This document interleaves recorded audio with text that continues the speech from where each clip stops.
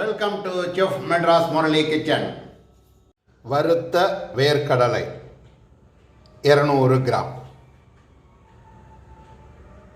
காய்ந்த மிளகாய் 6. இப்போது நான் என்ன பண்ணியிருக்கேன், கடாய் வச்சாச்சு, அதாவது நம்ம பேன் வச்சாச்சு. இந்த பேனில் என்ன பண்ணியிருக்கேன், ரொம்ப கம்மியான அளவுக்கு ஆயில் யூஸ் பண்ணணும். அதாவது நான் வந்து ஒரு அரை ஸ்பூன் அளவுக்கு ஆயில் யூஸ் பண்ணியிருக்கேன். இந்த ஆயில் யூஸ் பண்ணதில் நீங்கள் என்ன பண்ணணும், காரம் உங்களுடைய தேவைக்கு ஏற்ப தான். அதே மாதிரி நான் என்ன பண்ணியிருக்கேன், ஒரு சின்ன பிஞ்ச் அளவுக்கு புளி நான் சேர்த்துருக்கேன். அதாவது எதுக்கு அப்படின்னா கொஞ்சம் அந்த டேஸ்ட் கொடுக்கும், அதுக்காக இது பாருங்கள். இந்த பிஞ்ச் அளவுக்கு புளி நான் இதில் சேர்த்துருக்கேன். இது ரெண்டுத்தையும் முதல்ல நீங்கள் என்ன பண்ணணும், லைட்டாக ரோஸ்ட் பண்ணுங்கள். காரணம் என்ன பண்ணால், இந்த காஞ்ச மிளகா தான் நமக்கு வறுபடணும். ஏன்னா வாங்கியிருக்கிறது நாம் வறுத்த வேர்க்கடலை. ஸோ லைட்டாக அதை வந்து சூடு பண்ணாலே போதுமானது. இப்போது இது காஞ்ச மிளகா லைட்டாக சூடாகட்டும், உங்களுக்கு காட்டுறேன்.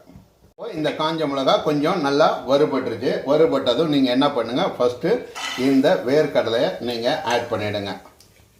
ஸோ இந்த வேர்க்கடலை சட்னியில் வந்து ரொம்ப ஆயில் ஜாஸ்தி இருக்கக்கூடாது. அதுக்கு அடுத்தபடியாக வந்து பார்த்திங்கன்னா இதில் வந்து வெங்காயம், தக்காளி சேர்க்கறது, பூண்டு சேர்க்கறது அவங்கவுங்களுடைய விருப்பம். பட் பூண்டு வந்து இதில் வந்து மஸ்ட்டு கிடையாது. பட் அவங்க வந்து என்ன பண்ணாங்க, எனக்கு பூண்டு ஃப்ளேவர் பிடிக்கும் அப்படிங்கிறதுக்காக பூண்டு சேர்த்து சாப்பிட்றாங்க.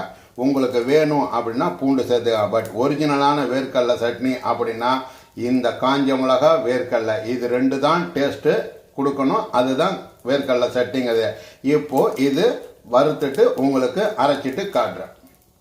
இப்போது இந்த வேர்க்கடலையை நம்ம போட்டாச்சு. இதில் வந்து நீங்கள் என்ன பண்ணுங்கள், அரைக்கும் போது பெருங்காயத்தூள் ஆட் பண்ணிக்கோங்க. ஒரு ஸ்பூன் அளவுக்கு பெருங்காயத்தூள் ஆட் பண்ணிக்கோங்க. அதுக்கு அடுத்தது சால்ட் வந்து தயவு செஞ்சு கம்மியாக போடுங்க. காரணம் என்ன பண்ணால், வறுத்த வேர்க்கடலை உப்பு போட்டிருப்பாங்க, உப்பு போடாதையும் இருப்பாங்க. ஒரு சில கடையில் பார்த்தீங்கன்னா உப்பு போட்டு வறுத்து கொடுத்துருப்பாங்க, ஒரு சில கடையில் உப்பே போடாமல். அதனால் நீங்கள் வேர்க்கடலையை செக் பண்ணி பார்த்துட்டு உப்பை நீங்கள் ஆட் பண்ணுங்கள். இது வந்து நான் உப்பு போட்டு வறுத்த கடலை, அதனால் நான் என்ன பண்ணுறேன், கொஞ்சமாக சால்ட் ஆட் பண்ணுறேன். இப்போ தண்ணியை ஊற்றி அரைச்சிட்டு உங்களுக்கு காட்டுறேன். இப்போது இந்த சுவையான வேர்க்கடலை சட்னி உங்களுக்கு நான் செஞ்சு காட்டியிருக்கேன்.